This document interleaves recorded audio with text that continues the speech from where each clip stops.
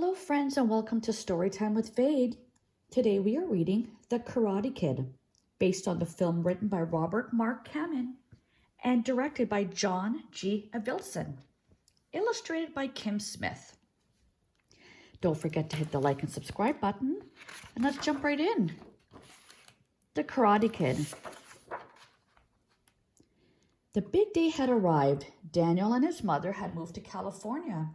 They were excited to live by the ocean, but Daniel was nervous about being the new kid. On Daniel's first day of school, some mean kids started picking on him. The leader of the group was named Johnny. The mean kids studied karate at a dojo named Cobra Kai. A dojo is a place where students learn martial arts. All of the students at Cobra Kai were training for a big karate tournament. The next day, the Cobra Kai students chased Daniel home from school. Suddenly, out of nowhere, a man appeared and he chased the boys away with his karate moves. Ki-ya! Cha! It was Mr. Miyagi, the Japanese maintenance man, who worked in Daniel's apartment building. He was better at karate than the Cobra Kai students. "Please teach me karate," Daniel said to Mr. Miyagi. "I want to enter the tournament.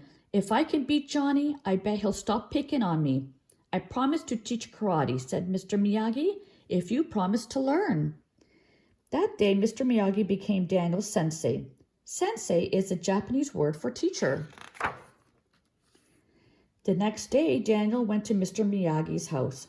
Daniel was excited to start learning karate. First, Mr. Miyagi gave Daniel a special headband. Next, Mr. Miyagi handed Daniel a bucket and a sponge. He told him to wash all the cars in the driveway and then wax them too. Wax on, right hand, wax off, left hand. Wax on, wax off.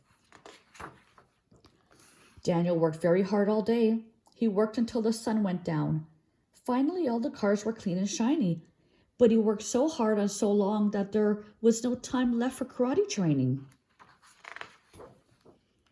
The next morning, Mr. Miyagi handed Daniel 2 sanders. Right circle, left circle. Breathe in, breathe out. Daniel worked very hard all day. He worked until the sun went down. Finally, the deck was smooth, but he worked so hard and so long that there was no time left for karate training. Daniel woke up excited. Maybe today, Mr. Miyagi would finally teach him karate. Instead, Mr. Miyagi gave Daniel a can of paint and a paintbrush. Long strokes up, then down. Don't forget to bend your knees. Daniel worked very hard all day. He worked until the sun went down. Finally, the house was painted, but Daniel was frustrated. He wanted to learn karate, not do chores all day. When Mr. Miyagi came home, Daniel said, "I'm tired of doing chores. Why won't you teach me karate? I haven't learned anything." "You've learned plenty. Show me how you wax the cars." Daniel showed him how, and he blocked Mr. Miyagi's punch. "Show me how you sanded the deck." Daniel showed him how, and he blocked Mr. Miyagi's kick. "Show me how you painted the house." Daniel showed him how, and he blocked Mr. Miyagi's strike. Daniel couldn't believe it. The whole time he thought he was doing chores, he had actually been learning karate moves and getting stronger every day. The tournament was coming up, and Daniel was practicing very hard. Mr. Miyagi taught him to balance by staying upright in the ocean waves. Balance is key. Balance good, karate good, everything good. Mr. Miyagi taught him a special move called the crane kick, which Daniel practiced while balancing on the edge of a boat. He also taught Daniel that karate wasn't about fighting. It was about balance and discipline, both in the body and in the mind. Daniel noticed that Mr. Miyagi was always trying to catch flies with his chopsticks. One day, Daniel asked him why.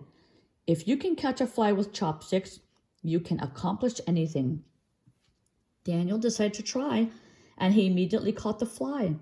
Beginner's luck. Finally, it was the day of the tournament.